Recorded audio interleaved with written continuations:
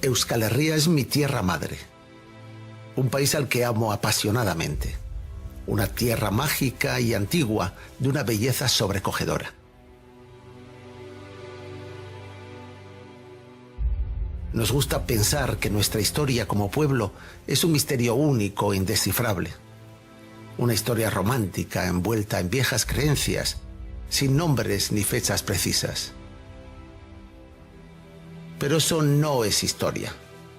Esa es la mitología de un pueblo.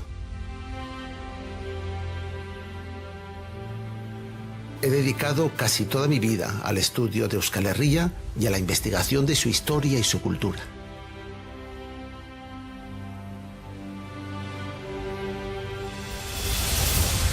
El nombre de Baskonia y el de los mismos vascos procede del antiguo pueblo indígena de los vascones, que vivió en alguna de las tierras de Euskal Herria hace más de 2000 años. Los romanos situaban a los vascones entre el Ebro y el suroeste de los Pirineos, o sea, en el entorno de la actual Navarra. Pero hasta hace unos pocos años no sabíamos prácticamente nada sobre la historia real de los vascones y sus otros vecinos del resto de Euskal Herria. ¿Quiénes fueron realmente los vascones? ¿Cómo era su cultura, sus costumbres, los pueblos en los que vivían? Los vascones y otros pueblos de la antigüedad de Euskal Herria son pueblos misteriosos. Pero para tratar de contestar a estas preguntas quiero invitarles a un viaje más allá de las nieblas, de los mitos y de las leyendas. Un viaje para descubrir una nueva historia de los vascos. Quiero contarles una historia de Baskonia.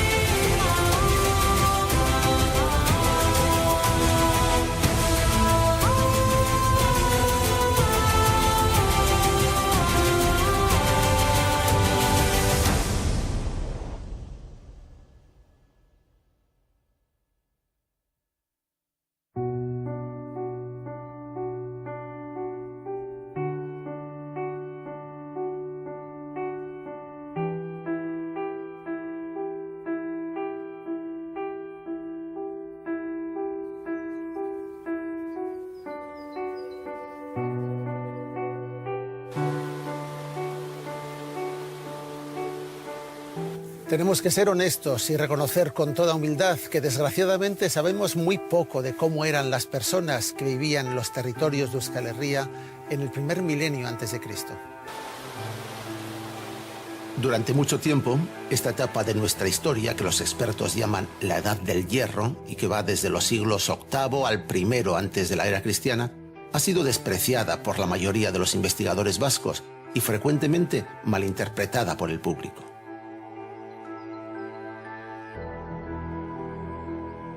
Esta es una historia olvidada, que parece que no encaja bien con la narración de nuestra identidad como pueblo. En el imaginario colectivo de muchos vascos, parece que no hay espacio para un tiempo de transición intermedio entre los hombres de la Edad de Piedra y nuestros propios abuelos.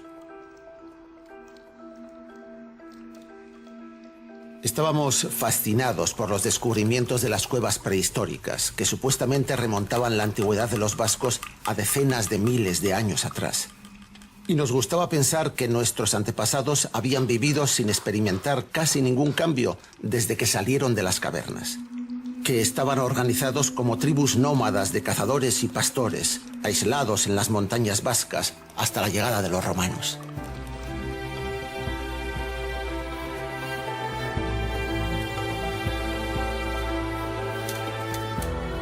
Esta forma de pensar está cambiando rápidamente en las últimas décadas.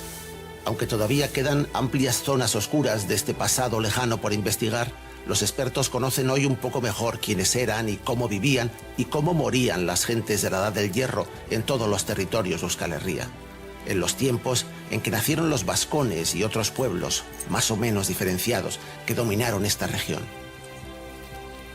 Es un momento clave, porque según parece, es entonces cuando empezaron a crearse las etnias y los pueblos históricos.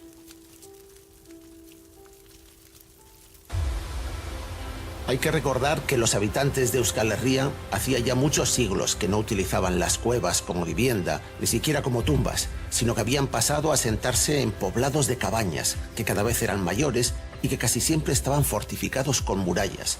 Estaban inventando sus primeras ciudades. Los hombres y mujeres continuaban utilizando pieles de animales en sus ropas, pero ahora ya usaban también prendas de vestir sofisticadas, de lana y de fibras vegetales, que teñían de colores y ataban con botones e imperdibles. Los hombres además usaban lanzas, espadas cortas y otras armas de hierro muy elaboradas. Casi todos ellos montaban a caballo y usaban frenos metálicos para controlar a los animales.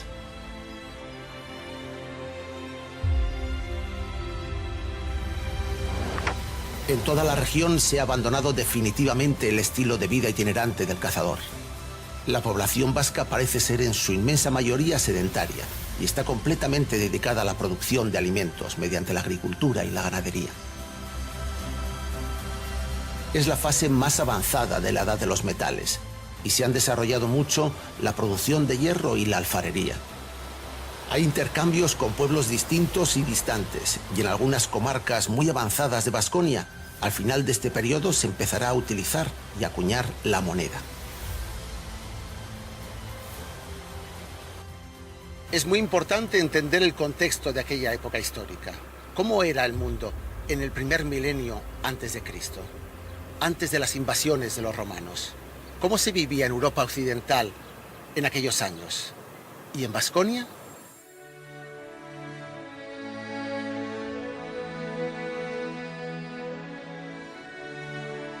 Lo que está ocurriendo a mediados del primer milenio antes de nuestra era es que en la Europa de cultura celta, al norte de los Alpes, las personas se están concentrando en grandes poblados y están creando las primeras ciudades de esta parte del mundo.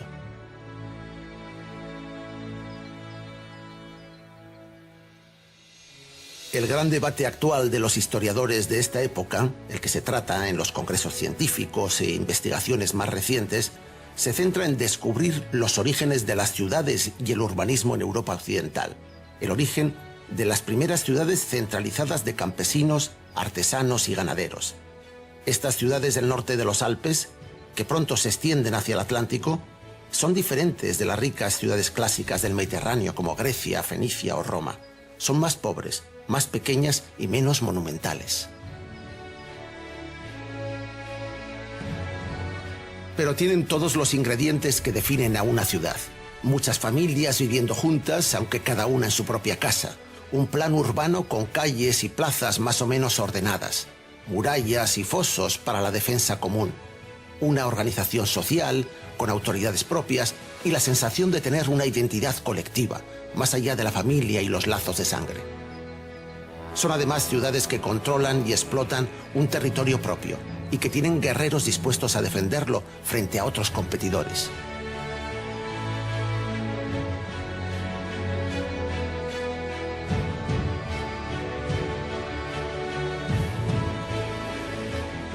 Este es un modelo de ciudad de tipo indoeuropeo y más específicamente ligado a los pueblos de cultura celta. Es en Centroeuropa y en la vertiente atlántica europea donde se estaba introduciendo este fenómeno unánime de centralización y de urbanización, y por lo que ahora empezamos a conocer, los vascones y otros pueblos de la Edad de Hierro de Euskal Herria participaron plenamente de este proceso antes de la conquista de los romanos.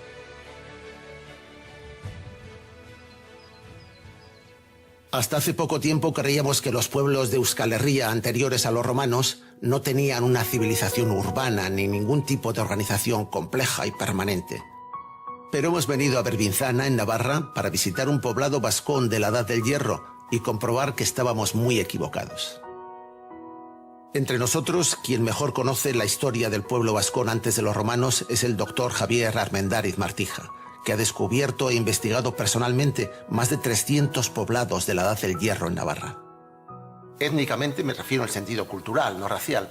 Étnicamente, ¿quiénes son estos vascones? Realmente no sabemos muy bien si tenían una capacidad de autoconciencia sobre sí mismos, ¿no? Sabemos que son los vascones porque los romanos, los historiadores romanos, nos transmiten que esa etnia estaba en este territorio, ¿no? Pero eso es tardíamente.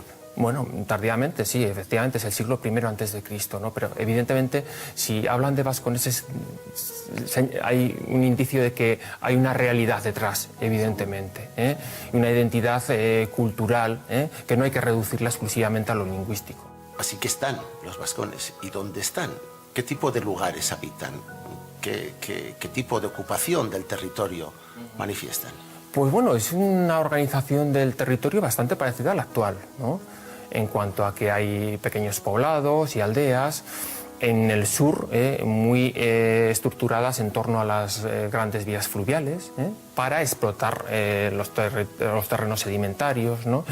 Y en el norte de la misma forma, ¿no? Más encauzados quizás pues, a las rutas de transhumancia, los castros que vamos descubriendo pues, están pues, al pie de las actuales cañadas ganaderas. Y cuando excaváis un poblado vascón, como este de las Heretas, ¿cuáles son los indicios culturales, de cultura material, que más marcan la presencia de estos pueblos? Lo más identificativo de ellos. Bueno, sin duda alguna, lo que es el planteamiento modelo de poblado, que son todos, podríamos decir, casi estereotipados, ¿no? Siempre están fortificados, son pequeñas entidades urbanas y perfectamente planificadas desde el punto de vista urbanístico, ¿no? Con calles trazadas a cordel, etcétera, ¿no? Y casas que sigan casi todas ellas el mismo patrón, ¿no? De planta rectangular, con una estructuración tripartita, vestíbulo, sala central, despensa, etcétera.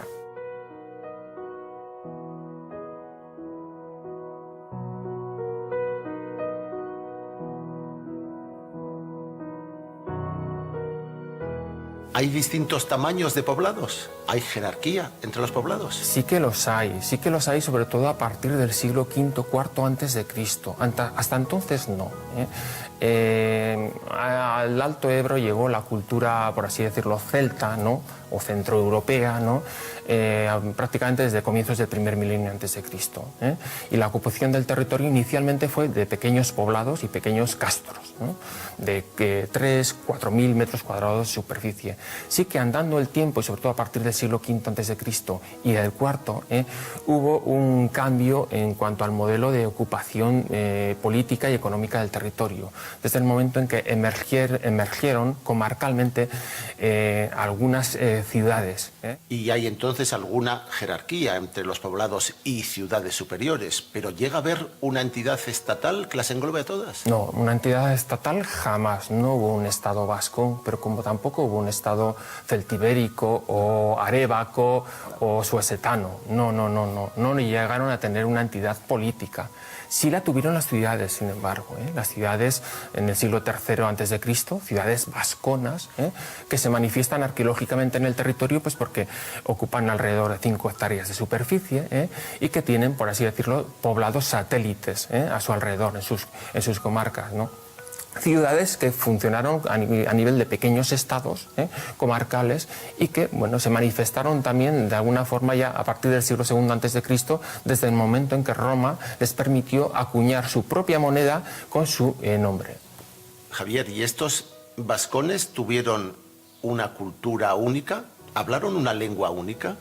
El panorama es complicado, probablemente mucho más abierto de lo que nos podamos imaginar, porque evidentemente los testimonios escritos que nos encontramos ya son de época romana, son del siglo II I antes de Cristo, y sí que se manifiesta un espacio plurilingüe, evidentemente, por los nombres de personas y de dioses. Sabemos que la lengua vasca o el protovasco estaba presente, pero también el celtibérico, que es una lengua celta, e incluso también el ibérico. Hay algún objeto con alguna inscripción ibérica, ¿no? Aunque el panorama es muy complicado.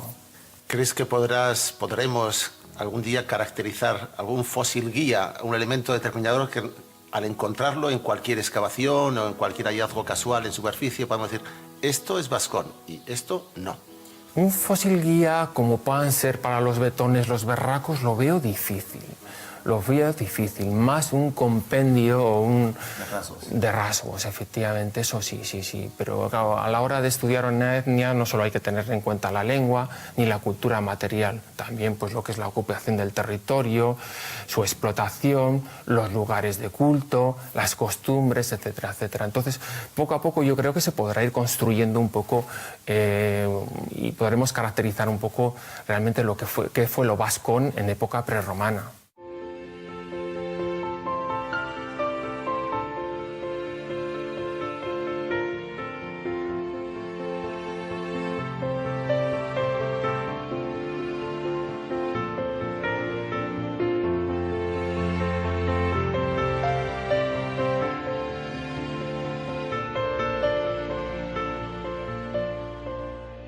Los vascones fueron aliados de los romanos desde el siglo I a.C. y es muy posible que se extinguieran como grupo étnico disolviéndose en el Imperio Romano con el paso de los siglos.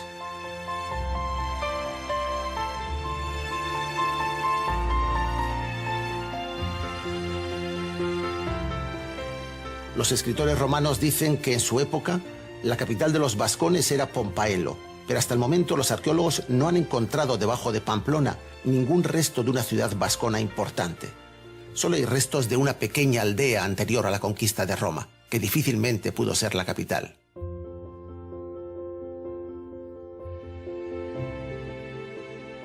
Sin embargo, recientemente Javier Armendáriz ha descubierto la existencia de un gran castro vascón justo encima de Laquidain, ocupando toda la ladera del viejo castillo medieval de Irulegui.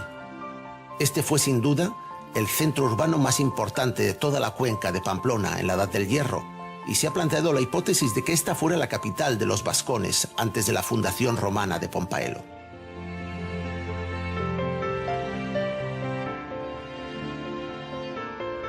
El castro de Irulegui tenía una fuerte muralla defensiva, pero no le sirvió de mucho cuando en el siglo I a.C. fue asaltado por las legiones romanas y fue destruido. Entonces se abandonó para siempre.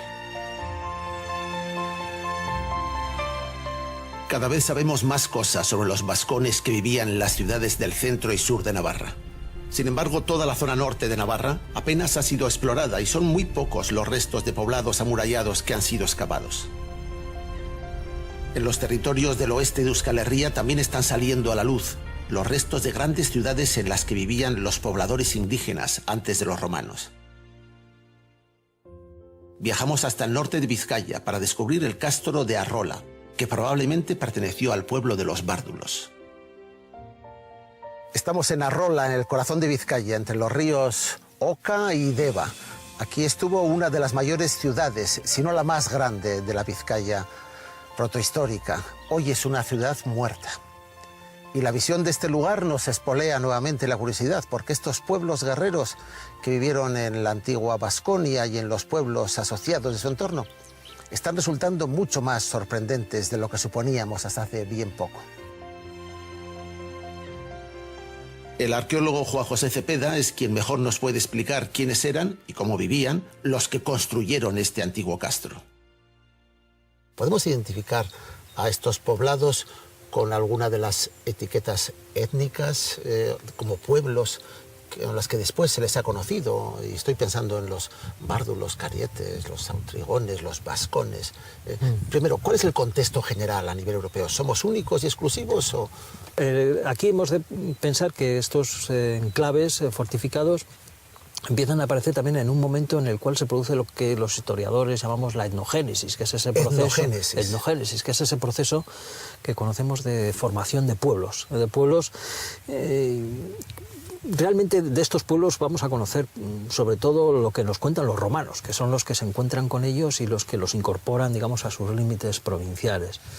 Y lo que sabemos a partir de lo que nos dicen ellos es que en concreto estas poblaciones que vivían en esta zona concreta de Urdaibai, de la costa vizcaína, para ellos formaron parte de una etiqueta genérica que dieron en llamar bárdulos. Los bárdulos en la época más antigua son las poblaciones, para los romanos al menos, las poblaciones que vivían entre la desembocadura del Nervión y el Pirineo occidental, en líneas muy generales. Lo que sucede es que esta etiqueta que es muy genérica, seguramente lo que nos está haciendo es hablar de los intereses específicamente romanos, administrativos, de poner orden en una realidad generalmente que debía de ser mucho más fragmentada y con unos límites mucho más imprecisos. Los romanos sirvieron de acicate para la creación de esas identidades, pero que esas identidades en el fondo surgen de la propia realidad indígena, y otros autores, quizás sea esta hoy la versión que más domina en la historiografía, que piensan que se trata todo de un invento romano, que son realmente los romanos los grandes inventores de las identidades, ya que lo que hacen es eso, crear estas demarcaciones muy cómodas para la administración, pero que en su interior esconden una realidad étnica mucho más compleja, étnica en el sentido griego del término, cultural, realidades culturales mucho más variadas en su configuración. Lo que no me encaja mucho con la idea que teníamos al ver estas ciudades sólidas, permanentes, de larga duración, 400 y más años, con una muralla, consolidadas con un área y un territorio de dominio que explotan con agricultura y con sus rebaños de ganado, no me encaja con la imagen primitiva y de medio nómadas pastoriles que teníamos de las poblaciones de la Edad del Hierro. ¿Me equivoco mucho o esto...? En parte sí y en parte no. En parte sí, porque evidentemente estamos ante núcleos de población en los cuales la gente vive ya de una manera estable. Y en parte no, porque son núcleos peculiares, no son realmente ciudades. Son poblados, grandes poblados con algunos elementos urbanos que se manifiestan en la existencia de una arquitectura monumental. Pero no hay una gran planificación urbana y según los lugares pues estos elementos son más o menos abundantes, pero normalmente son pocos. Son las construcciones defensivas, aquellas en las cuales se trabaja toda la comunidad y que sí que adquieren una monumentalidad. Hay una cierta planificación, pero no son realmente ciudades, son protociudades. En esto hay mucho debate entre los historiadores a la hora de definir qué elementos son los más importantes para hablar de una ciudad o no, pero yo no estoy convencido del todo que sean realmente ciudades. Son núcleos importantes con elementos urbanos. ¿Y cómo son? ¿Cómo se organiza urbanísticamente, preurbanamente? Pero ¿cómo se organiza? ¿En qué consiste uno de estos castros? Básicamente se trata de lugares que tienen unas murallas monumentales en las zonas más visibles y más accesibles, y luego en el interior un área planificada, aunque sea someramente, pero planificada urbanísticamente. Quiere decir esto que al menos se ha destinado una zona del castro a la disposición de las viviendas, que se articulan de una manera muy sencilla, en una zona aterrazada previamente, comunicadas todas ellas con un camino, por eso se llaman poblados de calle central o de espacio central, en el sentido que es un camino el que comunica todas las viviendas con las puertas de entrada al poblado, y luego las viviendas reproducen un modelo que es muy homogéneo, una construcción alargada de planta rectangular que se adosa una a otra y que en todos los casos tiene unas dimensiones muy similares. O sea que estamos ante estos elementos que son los característicos de ese urbanismo primitivo.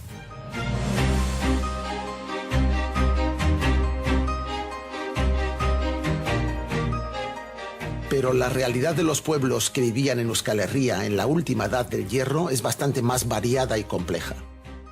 Al mismo tiempo que se inventaban las primeras ciudades amuralladas y la gente se agrupaba en grandes poblados, no sabemos si las mismas personas u otros pueblos diferentes construían misteriosos círculos de piedra en las zonas de los pastos altos del Pirineo occidental.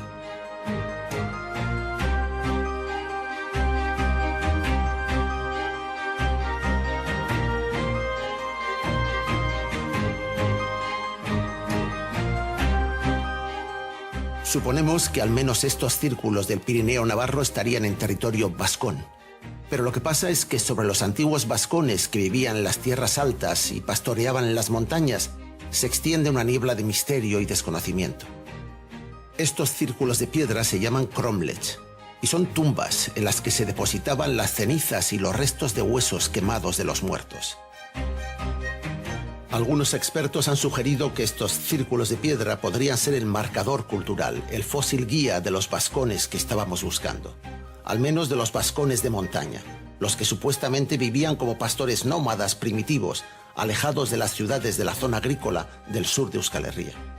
Hay cientos de ellos, y se ha llegado a decir que los cromlech son la representación más profunda y auténtica del alma de los vascos. Pero los cromlech no son un fenómeno exclusivamente vascón.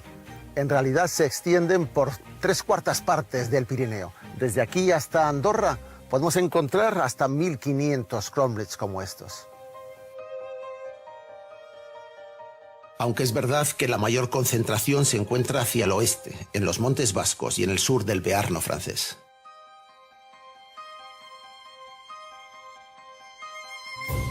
Desde la línea del Leizarán hacia el oeste, en el resto de los territorios de Euskal Herria no encontramos prácticamente ningún otro cromlech. Hay unos poquitos en Guipúzcoa, en Aralar, pero ninguno en Vizcaya ni en Álava.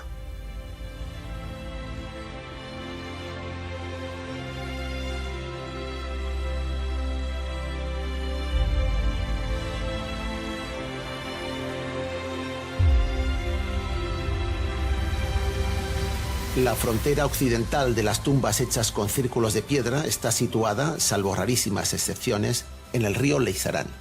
A partir de esta línea que pasa por Leiza y por Hernani, se extiende un estrecho territorio montañoso que llega hasta más allá de Andorra y sí participa plenamente de la tradición funeraria de los cromlechs. Pero hacia el oeste, es decir, en todo el territorio de Vizcaya, Álava y la mayor parte de Guipúzcoa, las tradiciones funerarias de los pueblos indígenas de antes de los romanos parece que eran muy diferentes.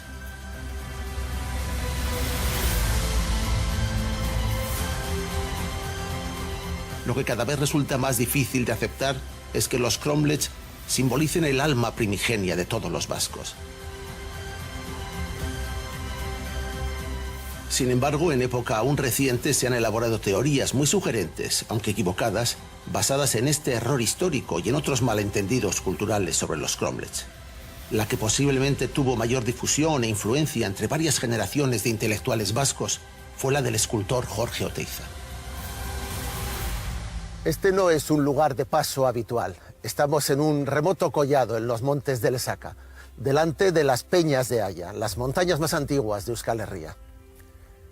Y esta impresionante escultura que ven aquí es la estela funeraria del musicólogo Aita Donostia, un reconocimiento merecidísimo a esta figura capital de la cultura vasca.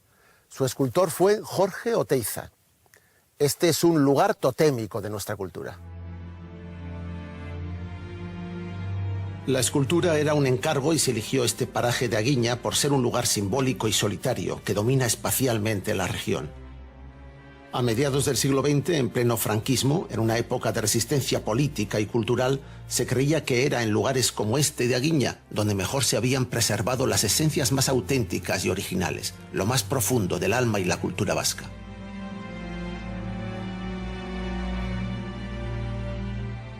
Se pensaba que en parajes como Aguiña podíamos conectar con nuestra raíz prehistórica, anterior y distinta de la de todos los demás pueblos de Europa, porque este era un lugar que ya había sido descubierto y ocupado por sus poderes mágicos y simbólicos por nuestros antepasados, los vascos prehistóricos.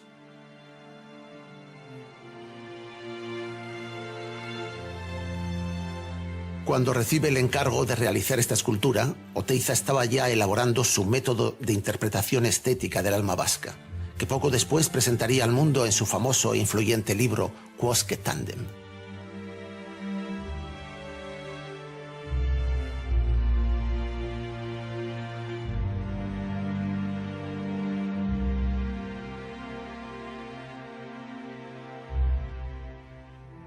Jorge Oteiza vivió una auténtica revelación filosófica un día entre los cromlechs de Aguiña. Es un poquito largo, pero merece la pena leerlo en detalle para comprenderlo. Delante, un día, de uno de estos pequeños cromlechs en el Alto de Aguiña, preocupado por entenderlo, pensé en mi desocupación del espacio y repentinamente comprendí todo lo que aquel círculo vacío significaba. Coincidía con el propósito espiritual del escultor prehistórico de estos cromlechs. Era exactamente mi escultura metafísica de mi conclusión experimental reciente. Es justamente en el cromlech donde se forja ese alma primigenia preindoeuropea que caracteriza el estilo vasco. Desde ese día, Jorge Oteiza fundó los principios filosóficos de su interpretación metafísica del alma vasca sobre la idea del cromlech.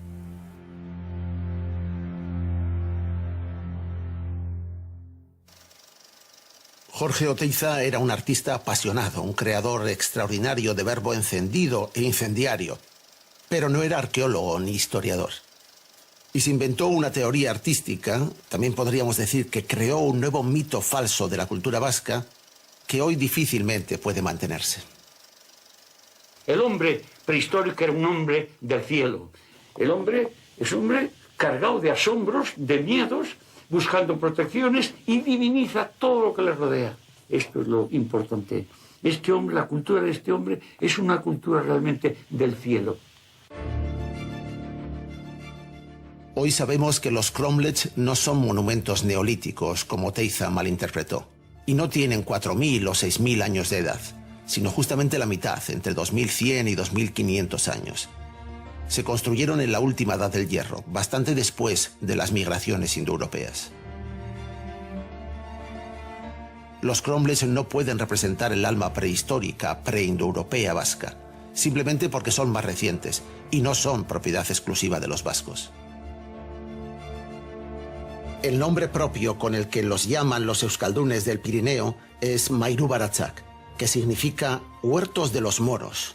Y eso ya nos está diciendo que los vascos tradicionales no se sentían identificados con ellos, sino que los rechazaban, porque los consideraban completamente ajenos a su propia religión y cultura.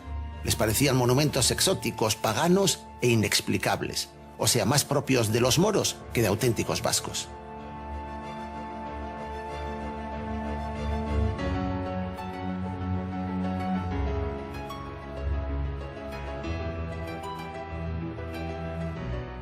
Hay que pensar que es posible que estos cromlechs nos estén dando una imagen distorsionada, demasiado primitivista y limitada de las creencias y de las formas de pensar de las poblaciones de la antigua Euskal Herria.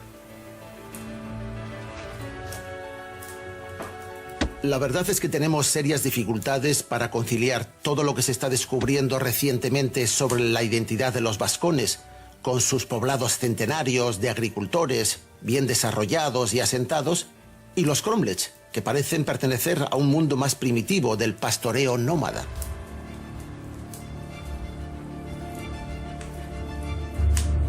La vida en las ciudades vasconas del sur es una vida familiar, estable, dedicada a la labranza en los campos de cereal, al cuidado de los animales de granja y la recolección de frutos y otros recursos silvestres. Parece diferente y mucho más avanzada que la cultura de los cromlechs.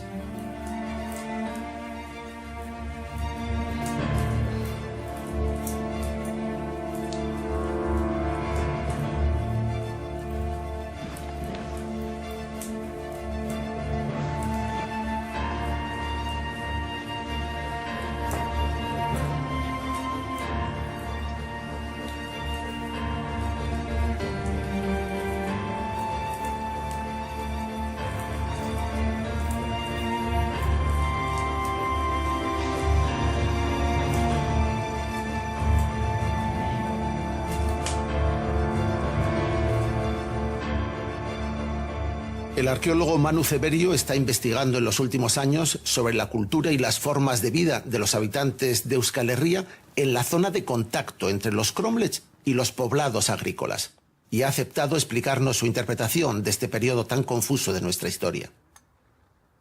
Manu, tú sabes bien que se ha sugerido muchas veces que el fenómeno de los cromlechs, los círculos de piedras, podría estar relacionado con los pastores vascones. ¿Es así?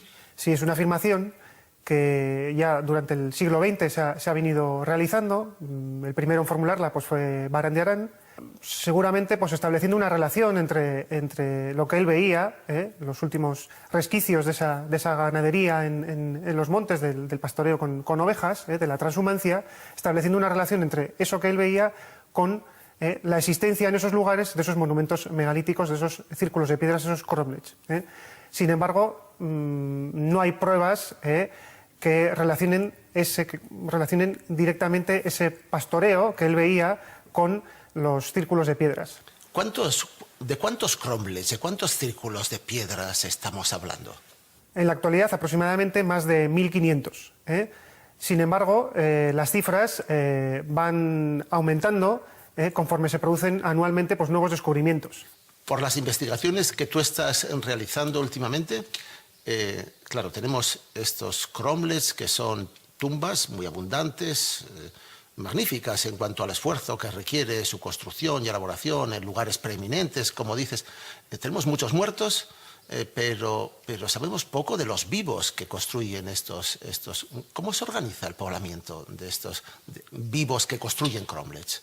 Los cromlechs, lejos de ser algo correspondiente o propio de grupos de pastores, pues parece más bien relacionado con gentes que utilizan la agricultura, por supuesto que tienen ganado, pero como sabemos desde la prehistoria, desde los inicios de la domesticación, es un ganado principalmente de vacas, de bueyes y de toros. Por lo tanto, eso no está relacionado con ese pastoreo, esa transhumancia entre los valles interiores y la costa. Y en esos yacimientos excavados lo que localizamos, en este caso en Santiago Mendy, son granos de cereal carbonizados y molinos de piedra. Por lo tanto, son agricultores. No hay ninguna duda de que son agricultores. Es decir, esa asociación que se ha venido haciendo, por lo tanto, entre cromlechs y pastores, pues parece que, por supuesto que podía haber pastores en la época, pero parece que no es la asociación ideal, en este caso.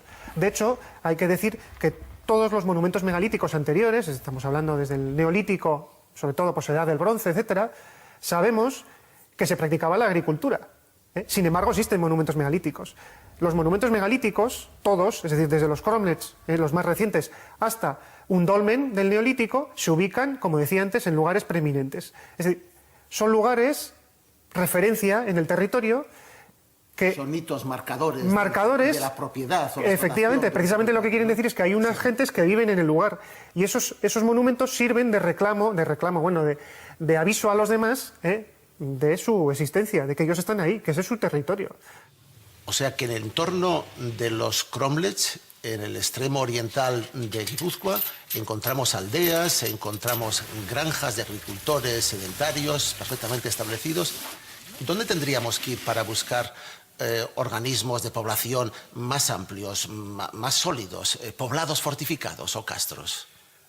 Esos poblados fortificados los encontraríamos pues en el valle de al lado, es decir, ya en el Oria, en la línea que nos marcaría el valle del Oria, encontramos una importante concentración de ese tipo de poblamiento en altura fortificado, es decir, con un muro perimetral. Tendríamos inmediatamente, es decir, es visible desde el Santiago Mendy que hemos citado, es visible ya el poblado de Borunza, el siguiente sería, además todos en línea, todos se ven, es decir, entre ellos visualmente hay una línea visual. Tenemos Basagain, tenemos Inchur, luego varios monumentos megalíticos, varios poblados fortificados que quedan un poquito más hacia el Valle de Alao, pero cerca de Inchur, que serían Belecu y Akutu, y luego, siguiendo esa línea de Loria, tendríamos otro poblado que es el de Murumendi. En el valle inmediato al del Leizarán-Urumea, en el Oria guipuzcoano, aún no se conocen bien los cromlechs. Debieron de existir, aunque fuesen muy pocos, y más al oeste desaparecen por completo. Pero sin embargo, hay una cadena de castros amurallados, ocupando a tramos regulares de 5 a 10 kilómetros todas las cimas dominantes del valle. Por su mayor tamaño, se ha pensado que Inchur podría ser el castro dominante de toda la red de poblados de la cuenca del río Oria, en el este de Guipúzcoa.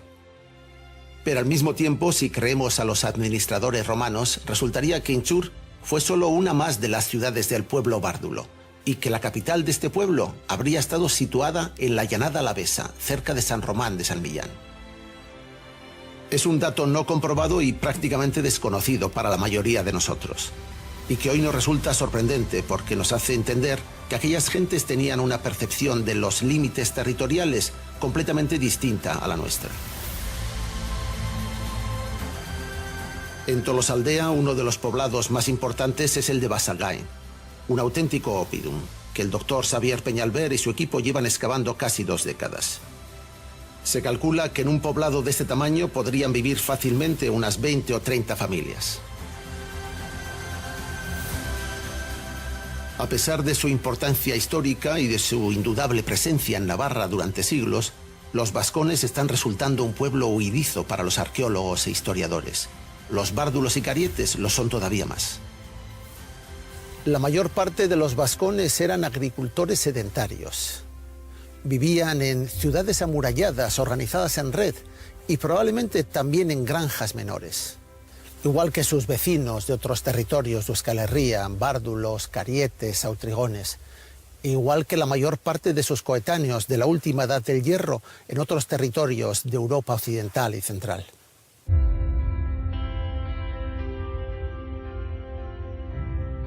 Es verdad que hay algunos grupos de montaña, seguramente vascones, que comparten prácticas culturales con otros pueblos del Pirineo, sobre todo en sus tumbas, los círculos funerarios de piedra, los Mairu Baratxak. Pero todos ellos están muy lejos de parecerse a los nómadas prehistóricos. Los arqueólogos europeos diferencian claramente entre los pequeños castros en los que solo vivían unas pocas decenas de familias y los grandes óppida, que eran las capitales comarcales en las que podían vivir varios centenares de familias. En Álava, en Valdegovía, encima de Osma, está el oppidum de los castros de Lastra, en el que se calcula que era posible que vivieran alrededor de 200 familias. El denso encinar que lo cubre actualmente apenas nos deja ver toda su extensión, pero es uno de los más grandes que conocemos en Euskal Herria y se supone que pertenecía a la etnia autrigona. Estos pueblos de agricultores también eran pastores de ganado mayor, y es verdad que cuando pastoreaban a sus vacas y yeguadas, a menudo lo hacían a caballo, con lanza o con flechas. Eso les hacía ser pastores guerreros, algo muy frecuente en la Edad del Hierro europea, y en particular en la cultura céltica, en la que la élite del poder la solían representar los grandes propietarios de yeguadas. Esto nos recuerda la imagen de una estela que se encontró en Velella. Es una lápida del siglo II antes de nuestra era de un jinete a caballo, un miembro de la élite guerrera local. Porque aquí y en toda la meseta norte, la élite son los propietarios de caballos. Estos pueblos que se esforzaban por demarcar y controlar su territorio, a veces tenían que defender sus tierras y pastos con las armas. Y así, además de ser agricultores, ocasionalmente se convertían en pastores guerreros.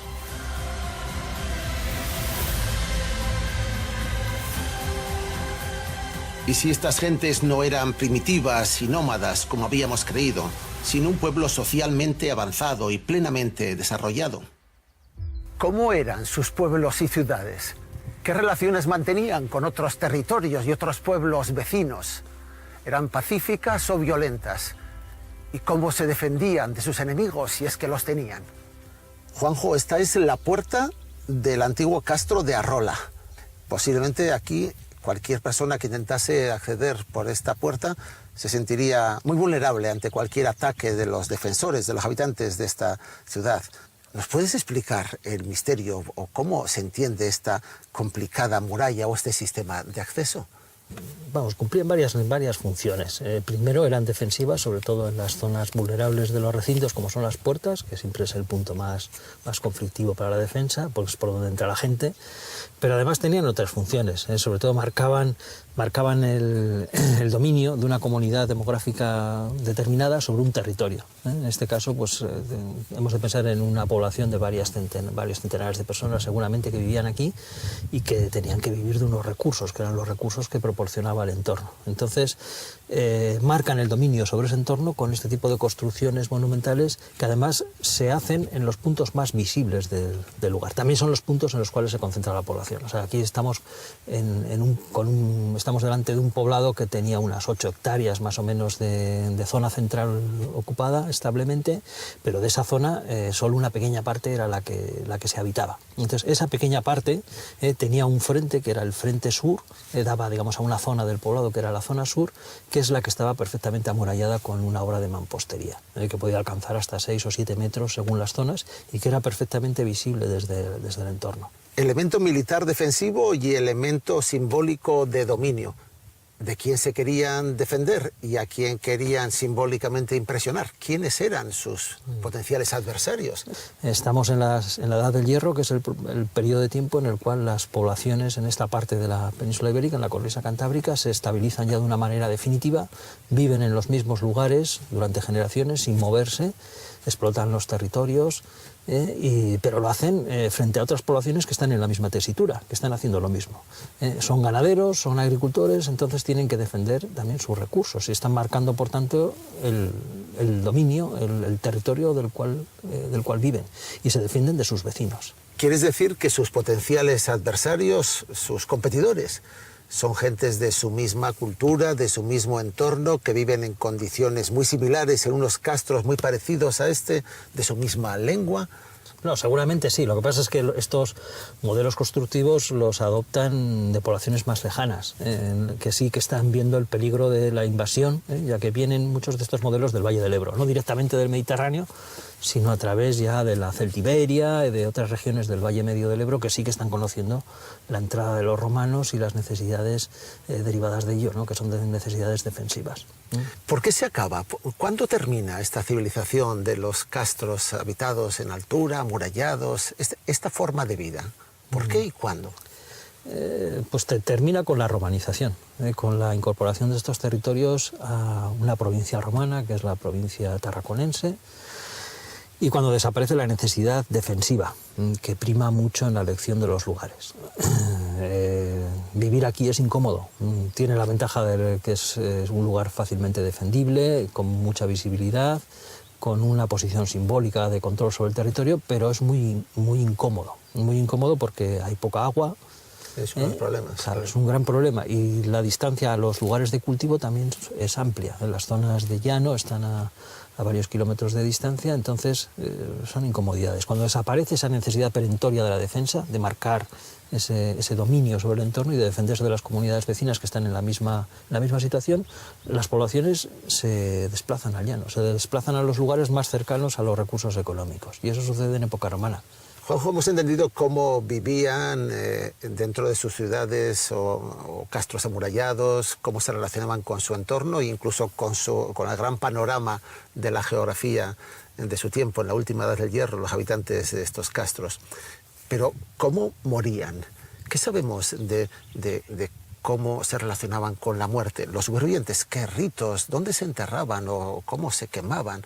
¿Qué sabemos? ¿Cómo hacían los habitantes del castro de Arrola o de los castros de su entorno? Sí, tú lo has dicho, el rito, en parte, vamos, el rito funerario dominante en esta época es la cremación. La gente cuando muere se quema, los queman sus parientes. Hablamos de cremación porque obviamente la temperatura que se alcanza en las piras no alcanza para consumir completamente los huesos, se queman, y los huesos restantes de este acto se acumulan, el acto de la cremación se acumulan y se disponen en pequeñas tumbas excavadas muchas veces en la tierra y delimitadas con unas piedras de una manera muy sencilla, y cubiertas con un túmulo, y en el mejor de los casos señalizadas con una estela. Ese es el rito común en la segunda edad del hierro. A medida que avanza el tiempo, que nos acercamos a la época histórica, esta forma de enterramiento se empieza a hacer un poco más elaborada, y sobre todo ellos observan la disposición de estelas. Estelas con motivos astrales, decoradas, por tanto, piedras talladas con motivos astrales, cruciformes, que sirven para señalar el lugar de la sepultura. ¿Las conocemos aquí en Arrola? En Arrola, en concreto, todavía no tenemos la seguridad en la localización de la necrópolis. Seguramente estaba cerca, pero todavía no hemos tenido la fortuna de localizarlo. Y entonces, ¿cómo sabes estas estelas? ¿Dónde las hay? Porque se conocen en lugares que reúnen características similares. En el castro, por ejemplo, de Berreaga, que está situado en Munguía, a no muchos kilómetros de aquí, se ve en el entorno. En este lugar, en el cual hemos tenido la fortuna de localizar numerosas estelas funerarias, sabemos cómo era, podemos reconstruir más o menos el rito en su integridad. O sea, conocemos la existencia de los lugares de deposición de las cenizas, de los huesos, el túmulo que se ponía sobre la cista y las estelas decoradas que señalaban el lugar de la sepultura. Y entonces, Juanjo, los habitantes de la zona occidental de la actual Euskal Herria, los de Vizcaya, Álava y la mayor parte de Guipúzcoa, los que vivían en estos castros amurallados, no enterraban o no funeraban a sus parientes en cromlechs o en estos círculos de piedras. No los hemos encontrado. Lo que tenemos son sepulturas de incineración, o sea, lugares en los cuales se depositaban las cenizas, pero en forma de cistas de piedra con pequeños túmulos en la parte superior. No grandes círculos de piedra, nada semejante a los cromlechs. ¿Hasta dónde llegan los cromlechs? Pues desde luego no alcanzan la costa cantábrica de la región, vamos, de la zona actualmente vizcaína.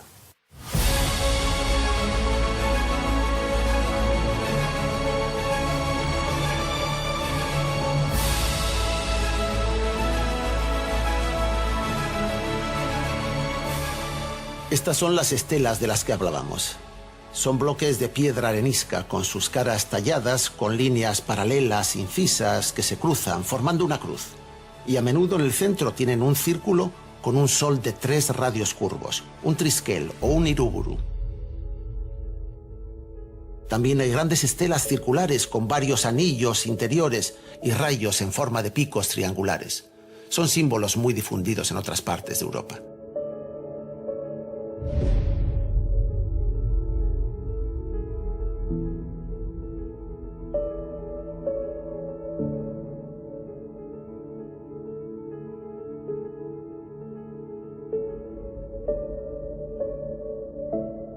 Y esto es lo verdaderamente importante, las estelas funerarias que exhiben símbolos de 3, de 4 y de 5 cabezas, símbolos solares que denominamos iruburus, lauburus, bosburus, triskeles. Son símbolos que sabemos que en Europa occidental forman parte de la tradición del culto solar de los celtas. El iruburu es una de las variantes antiguas de las esvásticas, un símbolo muy viejo que viene de Asia, desde el Valle del Indo, donde se originó hace 3000 años, viajando después hasta Europa occidental. Entre nosotros, la variante que se ha hecho más popular es el de 4 brazos curvos, el lauburu.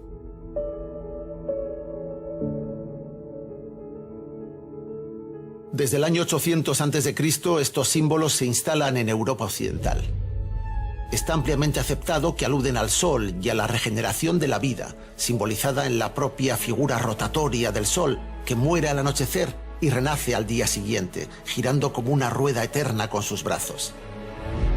Hay esvásticas de brazos curvos o rectos en muchas culturas del planeta, pero cuando aparecen dibujadas en las tumbas, como es el caso de todas las que encontramos en esta época en Euskal Herria, se cree que simbolizan el ciclo del sol y la posibilidad de una vida más allá de la muerte.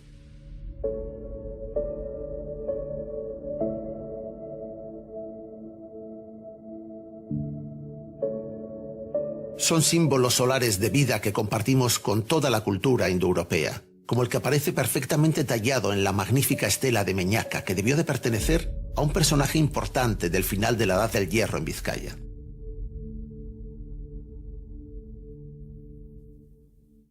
Esto forma parte de la tradición del culto solar de las culturas celtas. Así eran los enterramientos de los pueblos occidentales de la actual Euskal Herria. Los más importantes de ellos disponían sobre los difuntos de estelas funerarias con símbolos de esvásticas, de soles, de ruedas solares. Y estos símbolos los compartimos con casi todos los pueblos de Europa occidental.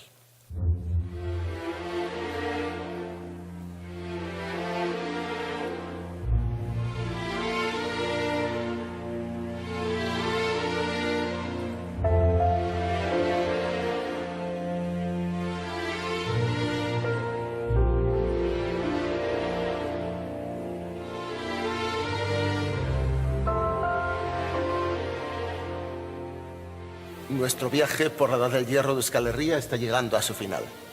Aquí está el Mikeldi, hinchado, lleno, gordo, pletórico de abundancia. Nada que ver con el vacío de Oteiza. El Mikeldi es una pieza única en el mundo vasco. No conocemos bien su significado ni para qué servía, pero probablemente tuvo una doble función. Por un lado es un gran cerdo, lo que se llama un berraco, y podía servir para proteger a los pastos y al ganado. Por otra parte, entre las patas tiene un gran disco que recuerda mucho a una estela, así que también podría ser un monumento funerario de un personaje importante.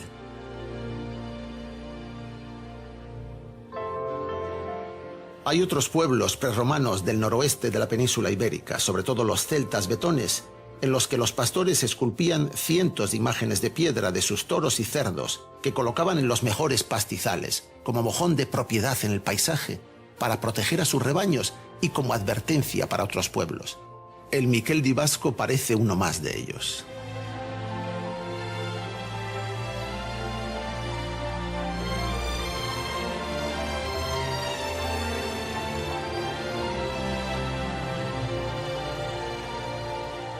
El Miqueldi se encontró en el valle del Ibaizábal, en Yurreta, en el corazón de Vizcaya. Estaba junto a la ermita de San Vicente y probablemente tomó su nombre de ese santo, deformándolo hasta hacerlo irreconocible. De decir San Vikendi se pasó a decir San Miqueldi. La gente de la tierra de Durango solía burlarse de este cerdo gordo de piedra cuando estaba en su pueblo, y hay algunas fotografías antiguas que lo recuerdan. Tampoco ellos lo entendían.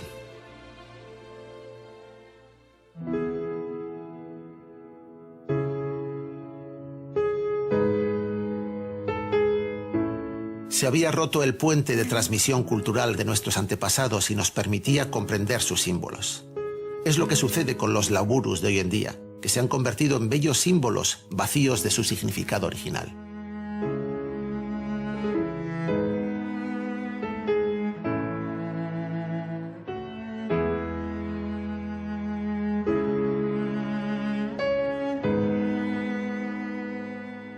El Miqueldi ha sido considerado durante muchos años como uno de los símbolos centrales de la cultura primitiva vasca.